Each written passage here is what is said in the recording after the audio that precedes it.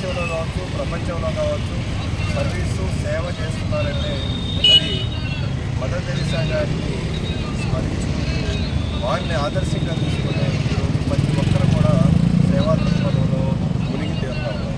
ప్రతి ఒక్కరు కూడా సేవ చేయాలనే తపన తాపత్రయం వారిని చూసి మనం చిన్నప్పుడు మరి పాఠ్య పుస్తకాల్లో అన్ని పుస్తకాల్లో కూడా మదర్ తెరీసా గారి గురించి మనం వారు చిన్నప్పుడు 7వ సంవత్సరంలోనే మరి మార్గ మధ్యలో పోతుంటే వారు చేసినటువంటి సేవ కావచ్చు, వారు చేసినటువంటి స్వరం కావచ్చు, ఇవన్నీ కూడా మనం చదువుతున్నాం. మరి మురికి వాడల్లో కలకత్తాలో అంటే ఆశామాసి కాదు, ఆ జీవితమే మరి సేవ చేయడం కోసం అంకితమైంది. వారిని స్మరించుకుంటూ మన ప్రతి ఒక్కరం కూడా సేవలో అందరం కూడా ముందుండాలని కోరుకుంటున్నాం.